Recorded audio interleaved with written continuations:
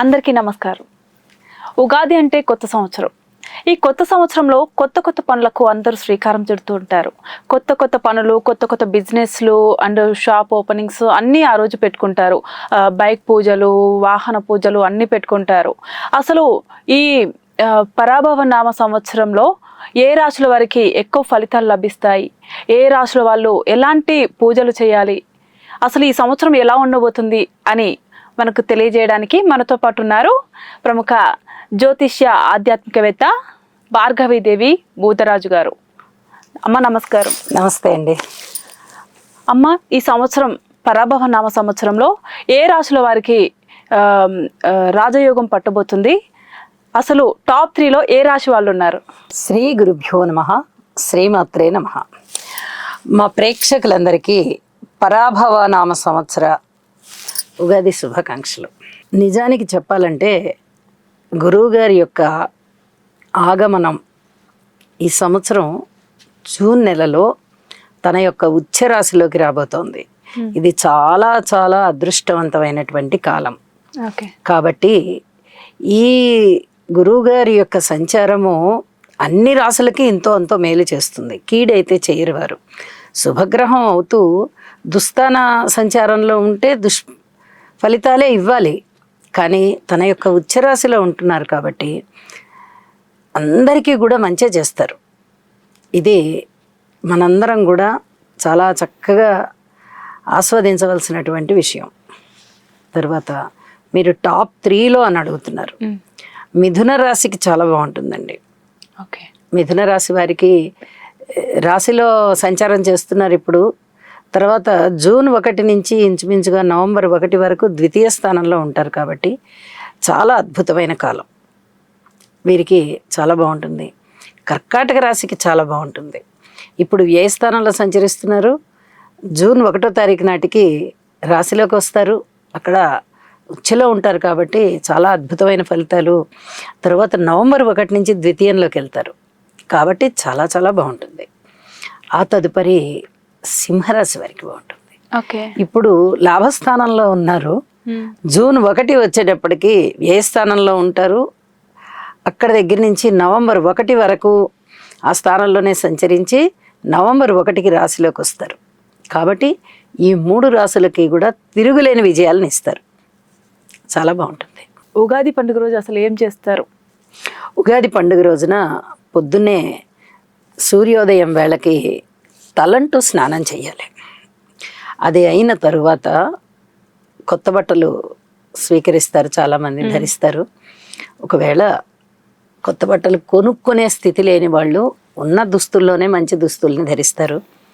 గుడికి వెళ్ళి దైవ దర్శనం చేసుకొని వచ్చి ఇంట్లో కూడా పూజ చేసుకుని ఉగాది పచ్చడి చేసుకోవాలి. అంటే షడ్రుచుల కలయిక ఉగాది పచ్చడి. ఈ షడ్రుచులని కలిపి 6 రకాలని కలిపి మనము ఆ రోజున స్వీకరించాలి. ఈ చైత్ర శుద్ధ పాడ్యమికే ఈ షడ్రుచుల కలయిక మనము తీసుకోవడం అనేటటువంటి సంప్రదాయం ఉంది. ఎందుకంటే ఆ రోజున మళ్ళీ యుగాది అని చెప్తాం. అంటే ఉగాది అది మాట్లాడగా వచ్చేసింది అనమాట అది. కానీ దాని యుగానికి ఆది బ్రహ్మదేవుడు సృష్టి చేసిన రోజు అది. కాబట్టి ఆ రోజున ఆ చైత్ర శుద్ధ పాడ్యమి రోజున 6 రకాల కలయికతో కూడినటువంటి పదార్థం సమ్మిశ్రితం అంటాము. దానిని భగవంతుడికి నివేదన చేసి మనము తీసుకోవడం ద్వారా శరీరము సమతౌల్యం అవుతుంది. ఇప్పుడు ఈ 6 రకాల పదార్థాలు ఏమేమిటి అంటే ముందర వాటి గుణాలు చెప్పుకోవాలి. ఉప్పు, పులుపు, కారము, వగరు, చేదు, ఘాటు. ఈ 6 రకాలైనటువంటి పదార్థాలని మనం కలుపుతున్నాం. మామిడి పిందెలు కొత్తగా ఇప్పుడే వస్తూ ఉంటాయి. మామిడి పిందెలు, వేపపూత, కొద్దిగా చింతపండు, కొబ్బరి, చెరుకు, కొంచెం తేనె, కొంతమంది ఇంకా గసగసాలు ఇలాంటివన్నీ కూడా వాడతారు. అండ్ కొంతమంది కొంచెం కారం కూడా వేస్తారు. కారం వెయ్యము, మిరియాల ఘాటు. మిరియాలు ఘాటుగా ఉంటాయి కాబట్టి మిరియాల ఘాటు ఇలాంటివన్నీ. అమ్మ ఇంకా కొంతమంది కొబ్బరి, ఇంకా పుట్నాలు, ఇంకా కొంచెం అవి రుచులు కొంచెం రుచిగా ఉండాలి. మనకి ఏ రుచి ముందుగా నోటికి తగులుతుందో అదే ఎక్కువగా ఆ సంవత్సరం అంతా అదే ఉంటుంది మనకి నడుస్తుంది అంటారు లైఫ్ లో అంటారు. అదొక మూఢనమ్మకం అండి. కానీ అది నిజం కాదు. ప్రతి మనిషికి కష్టం వస్తుంది, సుఖం వస్తుంది. సుఖము, దుఃఖము, కష్టము అన్నీ ఇవన్నీ కష్ట సుఖాల మేలు కలయిక జీవితం. కాబట్టి ఈ సమ్మిశ్రితం ఎలాగైతే మనము స్వీకరిస్తున్నామో జీవితంలో వచ్చే కష్టము, సుఖము, బాధ, అలాగే సంతోషము, ఇలాంటి వాటన్నిటినీ కూడా మనము సమ దృష్టితో స్వీకరించాలి అని చెప్పి తెలియడం కోసం ఈ 6 రకాలైనటువంటి రుచులని మనం ఈ రోజున స్వీకరిస్తాం. ఇలా స్వీకరించినందువల్ల ఆ సంవత్సరం అంతా తీసుకుంటాం. చూడండి, సంక్రాంతికి ముందరగా వచ్చేటటువంటి జనవరి 1వ తారీఖు అది కూడా కొత్త సంవత్సరం అని చెప్పి ఆంగ్ల నూతన సంవత్సరం. ఇది తెలుగు నూతన సంవత్సరం. మరి ఆంగ్ల నూతన సంవత్సరంలో ఇలాంటి ప్రసాదాలు లేవు. అసలు ఈ సంప్రదాయమే లేదు. అవును, అది ఒక సరదా కొద్దీ క్యాలెండర్ ఇయర్ మారుతోంది కాబట్టి అదొక సరదా కొద్దీ చేసుకోవడమే తప్ప ఇలాంటి సంప్రదాయాలు లేవు. ఓకే, మనకి ఇలాంటి సంప్రదాయాలు ఉన్నాయి. అంటే మన జ్యోతిష శాస్త్రమే మనకి ఏం చెప్తుందంటే శిశువు భూమి మీద పడిన దగ్గర నుంచి చివరి ప్రయాణం అయిపోయేంత వరకు కూడా కష్టాన్ని, సుఖాన్ని, దుఃఖాన్ని వీటన్నిటినీ కూడా సమంగా స్వీకరించు అని చెప్తుంది. దానికి మన పండుగల్లోనే ఆ సంప్రదాయాన్ని అమర్చి పెట్టారు మన పెద్దలు. ఇది ఎప్పటి నుంచో వస్తున్నటువంటి ఆచారం, కొన్ని వందల వేల సంవత్సరాల నుంచి వస్తున్నటువంటి ఆచారం. కాబట్టి దీనిని మనం కూడా పాటించి ఈ కష్ట సుఖాలని వీటన్నిటిని సమపాళ్లలో స్వీకరిద్దాం. అమ్మా, ఇప్పుడు ఉగాది రోజు వాళ్ళకి ఎప్పుడు కుదిరితే అప్పుడు చేస్తూ ఉంటారు ఉగాది పచ్చడి. అంటే కొందరు మార్నింగ్ చేసుకుంటారు, కొందరు ఆఫ్టర్నూన్, ఈవినింగ్, అలాగా ఎప్పుడు కుదిరితే అప్పుడు చేసుకుంటారు కదా. అట్లా చేసుకోవచ్చా, లేకపోతే పర్టికులర్ గా ఈ ముహూర్తంలో చేస్తే మంచి జరుగుతుంది? దీనికి ముహూర్తాలు, వర్జ్యాలు అవన్నీ ఉండవండి. ఉదయం వేళ చేసుకోవాలి. పూజ చేసుకునే ముందుగా ఈ ప్రసాదాన్ని తయారు చేసి భగవంతుడికి నివేదన చేసి దాన్ని ప్రసాదంగా మనం స్వీకరించి అప్పుడు పెద్దల యొక్క ఆశీస్సులు తీసుకుని ఇక తిరిగి మన జీవన కార్యక్రమంలో ఉండిపోవాలి. అంతేగాని ఎప్పుడో మధ్యాహ్నం చేసుకుంటాం అనడానికి ఇదేమీ ఆహార పదార్థం కాదు. అమ్మ, ఇప్పుడు ఆర్థిక ఇబ్బందులతో సతమతం అవుతూ చాలా మంది ఉన్నారు. ఆ అప్పులు తీరి వాళ్ళకి విముక్తి కలిగే ఛాన్స్ ఉందంటారా ఈ సంవత్సరం? ఈ సంవత్సరం గురువు గారి యొక్క ఆగమనం జూన్ 1వ తేదీకి తన యొక్క ఉచ్చరాశిలోకి వస్తున్నారండి. ఎలాంటి వాళ్ళనైనా కూడా ఆయన కనికరించేస్తారు. కాబట్టి గురుగ్రహ స్తోత్రాలు చక్కగా చదువుకోవడం, వినడం, పెద్దలని సేవించడం, గురువుల్ని సేవించడం, తల్లిదండ్రుల్ని పూజించడం అంటే కూర్చోబెట్టి పాద పూజలు చేయక్కర్లా, వాళ్ళని గౌరవప్రదంగా చూసుకోవడం, ప్రేమతో చూసుకోవడం, ఇదే పూజించడం అంటే. ఇలాంటివన్నీ చేయడం వల్ల గురువు సంతృప్తి చెంది సంపదలను ఇస్తారు. ఇది చాలా చాలా చెప్పదగ్గ విశేషం. మళ్ళీ 12 సంవత్సరాలకు కానీ గురువుగారు తన యొక్క ఉచ్చరాశిలోకి రారు. కాబట్టి ఈ అవకాశాన్ని ప్రతి ఒక్కరూ వినియోగించుకోండి. అమ్మ, ఈ సంవత్సరం వివాహ బలం ఏ రాశి వాళ్ళకి ఎక్కువగా ఉంది? మకర రాశి. వివాహ బలం లేని వాళ్ళు ఏమైనా పూజలు చేస్తే ఫలితం ఉంటుందా? తప్పకుండా ఉంటుందండి. వివాహం అనేది బలంగా ఎవరికి జరిగిపోతుంది అనేది మీనరాశి వారికి వివాహం చాలా బాగా కుదురుతుంది, మంచిగా కుదురుతుంది. దాని తర్వాత మిథున రాశి వారికి కుదురుతుంది, కర్కాటక రాశి వారికి కుదురుతుంది, సింహరాశి వారికి కుదురుతుంది, కన్యా రాశి వారికి కుదురుతుంది, తులారాశి వారికి కుదురుతుంది, వృశ్చిక రాశి వారికి కుదురుతుంది. ఇప్పుడు ప్రస్తుతం ధనురాశికి కూడా చాలా బాగుంది. ధనురాశికి కూడా వివాహాలు కుదురుతాయి. అలాగే వివాహం ఇంకా కుదరట్లేని వారు కాత్యాయని వ్రతం చేసుకుని గురువుని సేవించినట్టయితే అద్భుతమైన ఫలితాలు ఉంటాయి. కాత్యాయని వ్రతం చేయమన్నారు కదా, దానికి ఏమైనా ప్రాసెస్ ఉంటుందా? అంటే కాత్యాయని వ్రతానికి ప్రాసెస్ ఉంటుందండి. గోదాదేవి చేశారు మనకి, తిరుప్పావై మనం చెప్పుకుంటూ ఉంటాం. గోదాదేవి చేసింది కాత్యాయని వ్రతమే. ఆ కాత్యాయని వ్రతాన్ని అంటే అమ్మవారి ప్రతిమని పెట్టి పూజించుకోవడమే. కాకపోతే పంతులు గారు వచ్చి చేయించినట్లయితే అది ఇంకా శాస్త్రోక్తంగా ఉంటుంది. కాబట్టి కాత్యాయని వ్రతాన్ని చేసుకోండి అని చెప్పి తెలియచెప్తాము. ఈ వ్రతాన్ని చేసుకున్నట్టయితే 100% వివాహం కాని యువతి యువకులకి వివాహం అయిపోతుంది. అమ్మ ఇప్పుడు నిరుద్యోగ యువత జాబ్స్ కోసం వెతకడము, ప్రమోషన్స్ కోసం చేయడము, వాళ్ళ గ్రహ బలాలు ఎలా ఉన్నాయి ఈ సంవత్సరం? అంటే అది జన్మ జాతకాన్ని బట్టి కూడా చూడాల్సి ఉంటుందండి. గోచార రీత్యా గురుబలం బాగున్నప్పుడు అందరికీ మంచి జరుగుతుంది. అందులో వివాహము జరుగుతుంది, ఉద్యోగము వస్తుంది, విదేశీయానాలు ఉంటాయి, హయ్యర్ స్టడీస్ ఉంటాయి, ఇలాగా సంపదలు వృద్ధి చెందుతుంటాయి, ఇలా రకరకాలైన మేలు జరుగుతూ ఉంటుంది. ప్రత్యేకంగా యువతకి అంటే వాళ్ళు సింహరాశి వాళ్ళు అవ్వచ్చు, కర్కాటక రాశి వారు అవ్వచ్చు, లేదా మిథున రాశి వారు అవ్వచ్చు. ఈ సంవత్సరం గురువుగారు 3 సార్లు రాశులు మారుతున్నారు. ఓకే. సంవత్సర ప్రారంభంలోనే మిథున రాశిలో ఉంటున్నారు. జూన్ 1కి కర్కాటక రాశిలోకి వస్తున్నారు. తర్వాత నవంబర్ 1కి తిరిగి సింహరాశిలోకి వెళ్తున్నారు. మళ్ళీ జనవరి 26వ తేదీన మళ్ళీ తిరిగి సింహరాశి నుంచి కర్కాటక రాశిలోకి తన యొక్క ఉచ్చ రాశిలోకి వస్తున్నారు. 3 సార్లు మారుతున్నారు కాబట్టి చాలా రాసుల వారికి అద్భుతమైన మేలు జరిగేటటువంటి పరిస్థితి ఉంది. ఎవరికి ఎలా ఉన్నా గురువుగారు కర్కాటక రాశిలో తన స్వక్షేత్రం అన్నమాట. అది స్వక్షేత్రం అంటే ధనురాశి మీనరాశి అవుతుంది. ఉచ్చక్షేత్రం అన్నమాట.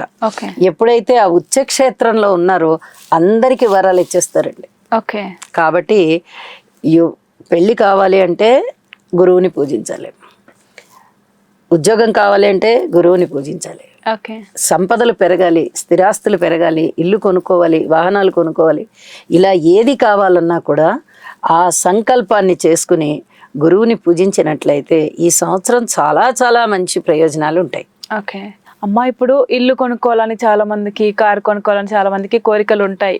ఈ సంవత్సరం ఏ రాశిలో వాళ్ళకి ఆ అదృష్టం వరించే అవకాశం ఉందంట? ఇప్పుడు గురువుగారు 3 రాశుల్లో మారుతున్నారు. మిథునంలో సంచరిస్తున్న వారు కర్కాటకంలోకి వెళ్తున్నారు, సింహంలోకి వెళ్తున్నారు, మళ్ళీ తిరిగి కర్కాటకంలోకి వస్తున్నారు. అంటే 3 సార్లు మారుతున్నారు. 3 సార్లు మారేటప్పుడు చాలా రాసులకి మేలు జరుగుతోంది.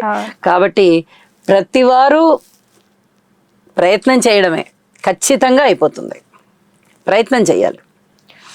అమ్మ, శని ప్రభావం ఉన్న ఇంట్లో ఎలాంటి పూజలు చేస్తే శని ప్రభావం తగ్గుతుందంటారు? ఏలినాటి శని జరుగుతూ ఉన్న వాళ్ళు కుంభరాశి వారికి జరుగుతోంది, మీనరాశి వారికి జరుగుతోంది, మేషరాశి వారికి జరుగుతోంది. ఈ 3 రాశులకి కూడా ఏలినాటి శని ప్రభావం ఉంటుంది. అయితే కుంభరాశికి గురువు ప్రభావం వల్ల ఏలినాటి శని ప్రభావం కొంచెం తగ్గేటటువంటి పరిస్థితి కనిపిస్తోంది. మీనరాశికి కూడా జూన్ 1 నుంచి కొంచెం ఈ ఏలినాటి శని ప్రభావం తగ్గేది కనిపిస్తోంది. అయితే మేషరాశికి అంతగా కనబడబోవడం లేదు. ఏది ఏమైనా గురుబలం బాగున్నప్పుడు శనిగారికి స్తోత్ర పారాయణాలు చేసుకుంటే సరిపోతుంది. అంత ఎక్కువగా శని దుష్ప్రభావాన్ని ఇవ్వరు. అయినప్పటికీ కూడా శనిగారికి స్తోత్ర పారాయణాలు చేసుకోవడము, నల్ల నువ్వులు దానం ఇవ్వడము, నల్ల దుస్తులు, అది వస్త్రమైనా పర్వాలేదు, దుస్తులైనా పర్వాలేదు, వాళ్ళ శక్తిని బట్టి దానం ఇవ్వడము, అలాగే ఎక్కువగా పాదయాత్ర చేయడం. ఈ సమయంలో, ఈ ఏలినాటి శని జరిగేటటువంటి సమయంలో ఎక్కువగా పాదయాత్ర చేస్తూ ఉన్నట్లయితే చాలా వరకు ఏలినాటి శని ప్రభావం తగ్గిపోయి, దుష్ప్రభావం తగ్గిపోయి మంచి ఫలితాలు ఉంటాయి. ఓకే అమ్మ, ఇప్పుడు రియల్ ఎస్టేట్ రంగాల్లో, ఐటీ రంగాల్లో చాలా మంది స్టార్ట్ చేస్తున్న వాళ్ళు ఉంటారు, ఆల్రెడీ రన్నింగ్లో ఉన్న వాళ్ళు ఉంటారు కదా, వాళ్ళకి ఏమైనా హెచ్చరికలు ఉన్నాయంటారు ఈ సంవత్సరం? కుజుడు శని కలయికలు కానీ, లేదా దృష్టి పడుతూ ఉన్నప్పుడు శనిగారి తృతీయ దృష్టి, లేదా కుజుని యొక్క చతుర్థ దృష్టి, లేదా కుజుని యొక్క అష్టమ దృష్టి, ఇక శని కుజుల యొక్క పరస్పర దృష్టి, ఇలా దృష్టిలు పడుతున్నప్పుడు మటుకు రియల్ ఎస్టేట్ రంగం చాలా చాలా ఇబ్బందుల పాలవుతుందండి. మిగతా అప్పుడంతా పర్వాలేదు. ఆ సమయాలు గోచార రీత్యా కుజుని యొక్క సంచారం ఎప్పుడు అనేది చూసి, అంటే ఇంచుమించుగా వచ్చే నెల కొంచెం ఇబ్బంది పడతారు. అంటే అప్పటికి ఇంకా ఉగాది జస్ట్ దాటినట్టుగా ఉంటుంది కాబట్టి కొద్దిగా ఇబ్బందులు కనిపిస్తూ ఉంటాయి. కనిపిస్తూ ఉంటాయి. శని కుజ స్తోత్రాలు ఎక్కువగా చేసుకుంటూ ఉన్నట్లయితే రియల్ ఎస్టేట్ రంగం చాలా బాగుంటుంది. ఈ 1 నెల తర్వాత కొంచెం విముక్తి లభించే ఛాన్స్ తగ్గుతాయి, ఫలితాలు తగ్గుతాయి. ఓకే. ఐటీ రంగం వాళ్ళకి ఐటీ రంగం వాళ్ళకి చాలా బాగుంటుందండి. ఓకే. ఎందుకంటే ఇప్పుడు రాబోయే పరాభవ నామ సంవత్సరంలో రాజు గురువు. గురువు అంటే అద్భుతమైన సలహాలు మంత్రిత్వం చేయడానికి ఆయన పెట్టింది పేరు అనమాట. అలాంటి ఆయనే రాజుగా ఉన్నారు అంటే చాలా చాలా బాగుంటుంది. ఐటీ రంగము బాగుంటుంది, పరిపాలన కూడా బాగుంటుంది. కాబట్టి బాగుంటుంది ఐటీ రంగం. అమ్మ, ఉగాది పండుగ సంవత్సరానికి ఒకసారి వస్తుంది, చాలా గొప్పగా జరుపుకుంటాం అందరము. కాకపోతే ఆ రోజు పూజలు ఎలా చేస్తే బాగుంటుంది అంటారు? ఎలా స్టార్ట్ చేయాలి అసలు? ఉదయాన్న ఎవరి ఇంటి పద్ధతి ప్రకారం వాళ్ళు పూజ చేసుకోవడం. ప్రత్యేకంగా ఇలాంటి పూజలు ఇప్పుడు ఇది ఏదో దసరా నవరాత్రులా లేకపోతే ఇంకేదైనా గౌరమ్మ పూజలా అలాంటివన్నీ ఒక పద్ధతిగా శాస్త్రోక్తంగా చేసుకుంటాము. కానీ ఉగాదికి అలాంటి శాస్త్రం ఏమీ లేదు. ఎవరి ఇంటి పద్ధతి ప్రకారం వాళ్ళు నిత్య పూజ చేసుకుంటారు కాబట్టి ఆ నిత్య పూజ ఎలా చేసుకుంటారో ఉగాది రోజున కూడా అలాగే చేసుకోవాలి. అలాగే చేసుకుని ఈ ఉగాది పచ్చడిని నివేదన చేయాలి. దాన్ని ఉగాది పచ్చడి అంటున్నాం మనము. ఆ ఉగాది పచ్చడిని నివేదన చేసి అందరూ ఆ ప్రసాదాన్ని స్వీకరించాలి. కాబట్టి దీన్నే పాటించాలి. నిత్య పూజ ఎలా ఉంటుందో అలాగే ఉండాలి. ఇష్టదేవత ఆరాధన చేసుకుంటే మంచిది. అమ్మ, ఈ సంవత్సరం యాక్చువల్గా నాకు తెలియదు, అడుగుతున్నాను. పరాభవ నామ సంవత్సరం అంటున్నాం కదా, అసలు పరాభవ నామ సంవత్సరం అంటే ఏమిటి? పరాభవం అంటే ఏంటి? ఎవరికైనా అశుభం. అశుభం అంటే ఏదో అశుభం జరిగిపోతుందని కాదు, పరాభవం జరుగుతుంది అంటే కొంత అవమానాలు, అపనిందలు ఇలాంటివన్నీ ఉండడమే. ఆ పేర్లు అలాగే పెట్టారు. ఓకే.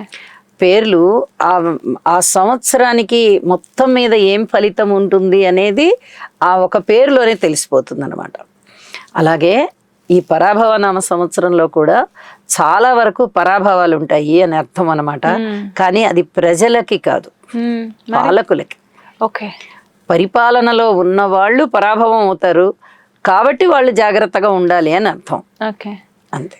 అమ్మ, ఈ సంవత్సరం ఇప్పుడు మీరు చెప్పారు కొన్ని రాశులకి మంచి ఉంది, కొన్ని ఎస్పెషల్లీ ఈ సంవత్సరం మొత్తం కొంచెం జాగ్రత్తగా ఉండాలి ఈ రాశి వాళ్ళు అని ఏమైనా రాశుల వాళ్ళు చెప్తారా? ఉందండి. మేషరాశి వారు చాలా జాగ్రత్తగా ఉండాలి. ఓకే.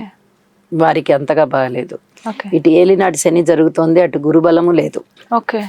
అలాగే వృషభ రాశి వారికి ఎప్పుడు కొంచెం జూన్ 1కి గురువుగారు తన యొక్క ఉచ్చరాశిలోకి వెళ్ళినప్పుడు అది తృతీయ స్థానం అవుతోంది కాబట్టి అంత పెద్ద గొప్పగా లేదు.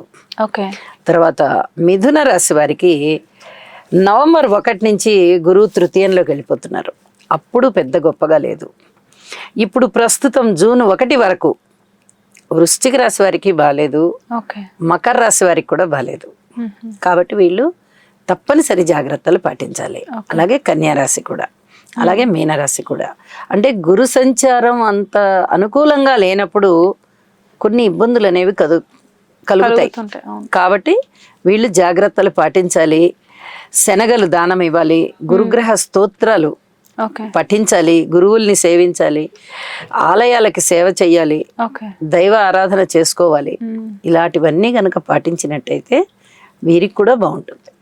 అంటే స్పెషల్గా ఈ రాశి వాళ్ళు ఈ దేవుడికి పూజలు చేస్తే సెట్ అవుతుంది అని, అంటే కలిసి వస్తుంది అని ఉంటారు కదా. ఇప్పుడు మనము గోచర రీత్యా చెప్పుకుంటున్నాం. అలాంటప్పుడు వీళ్ళు ఈ దేవుణ్ణి పఠించండి, స్తోత్రాలు పఠించండి ఇలా చెప్పుకోవలసిన అవసరం లేదు. ఏ రాశులకైతే ఇప్పుడు మనము మేషరాశికి బాలేదు, వృషభ రాశికి కొన్నాళ్ళు బాలేదు, మిథున రాశికి కొన్నాళ్ళు బాలేదు, ఇలాగ ఏవైతే చెప్పుకుంటున్నామో గురుబలం తక్కువ అవుతోంది వాళ్ళకి. కాబట్టి గురువుని సేవించడం అనేది చాలా చాలా ముఖ్యం. దీనితో పాటుగా ఇంటి ఇలవేల్పుని ఆరాధించాలి. ఎప్పుడైనా కానీ ఇంటి ఇలవేల్పుని ఆరాధిస్తూ గురువుల్ని సేవిస్తూ ఇలా గురుబలాన్ని పెంచుకున్నట్టయితే తిరుగులేని విధంగా ఉంటుంది ఎవరికైనా కానీ.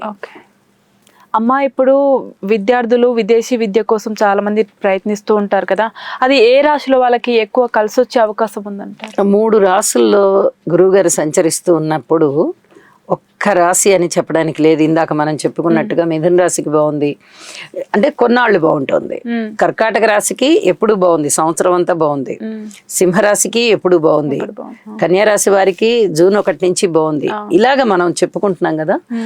ఈ ఉన్నత విద్య అన్నిటికీ కూడా కారకత్వం వహించేది ఎవరు అంటే గురువే. గురువు చాలా అద్భుతమైన స్థితిలో ఉన్నప్పుడు ఎలాంటి వాళ్ళకైనా ఉన్నత విద్యనిచ్చేస్తారు.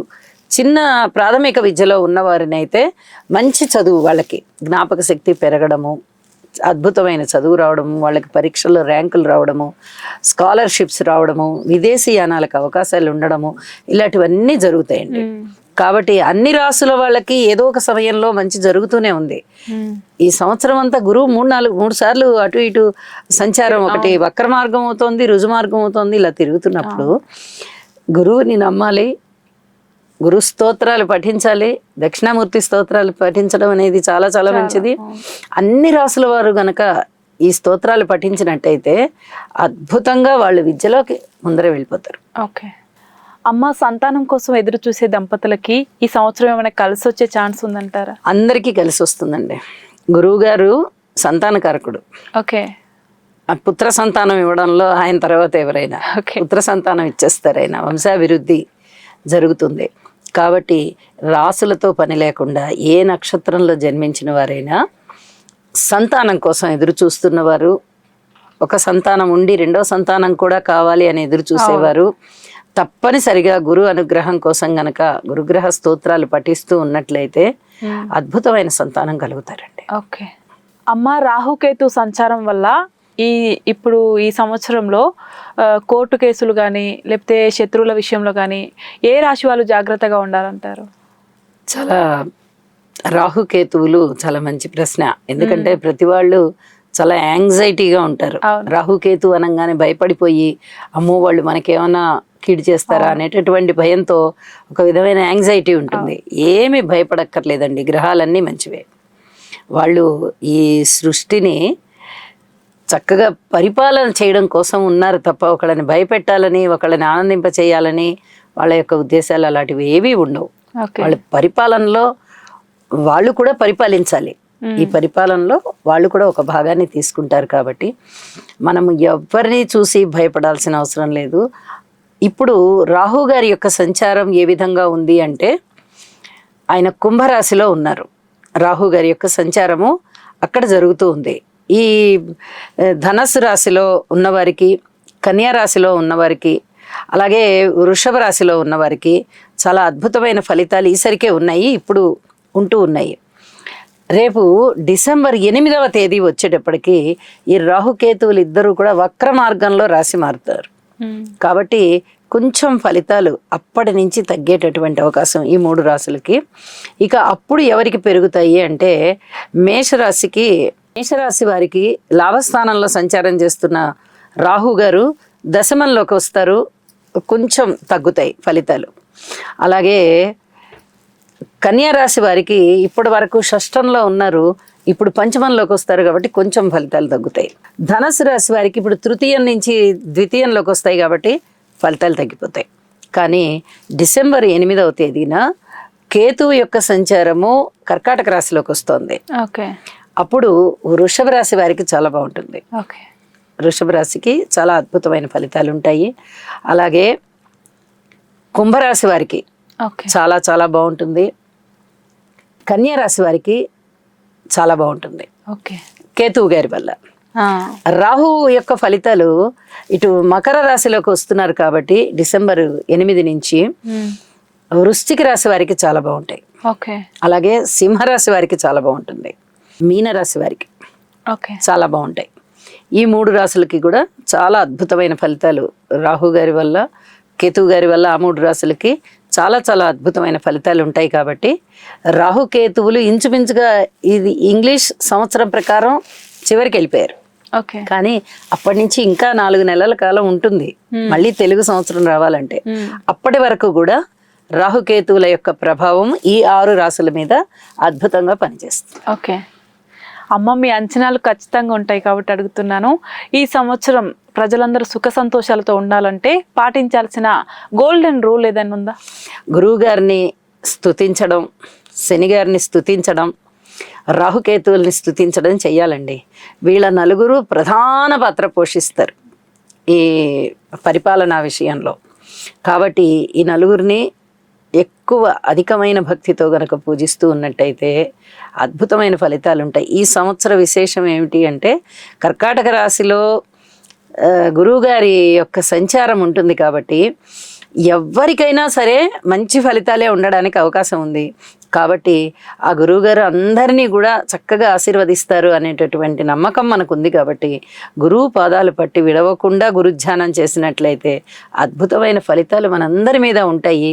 పరిపాలనా రంగంలో రాజు గురువే కాబట్టి ఈ సంవత్సరం గురువు వారంతోనే మనకి ఉగాది కూడా ప్రారంభం అవుతోంది. కాబట్టి అద్భుతమైన ఫలితాలు ఉంటాయి అని చెప్పి భావిస్తూ విశ్వసిస్తూ ప్రజలందరికీ తప్పనిసరిగా గురువుగారి యొక్క ఆశీస్సులు ఉంటాయి అని చెప్పి విశ్వసిస్తూ గురు అనుగ్రహం కోసం ప్రయత్నం చేయండి అని చెప్పి తెలియజేస్తాను. ఓకే అమ్మ, మేము అడగగానే మా సందేహాలన్నీ నివృత్తి చేసినందుకు ధన్యవాదాలు. చూసారు కదండి, ఈ పరాభవ నామ సంవత్సరంలో ఏ రాశుల వారికి ఎలా ఉంది అనేది మనం ఇప్పటికే మొత్తం తెలుసుకున్నాము. సో ఈ రాశుల వాళ్ళు కొంచెం జాగ్రత్తగా ఉండండి. అండ్ అలాగే అమ్మ చెప్పిన సూక్తులన్నీ పాటించి మీ రాశులకి ఇంకా కొంచెం మంచి జరిగేలాగా చూసుకోండి. ఈ సందర్భంగా అందరికీ మరొకసారి ఉగాది శుభాకాంక్షలు.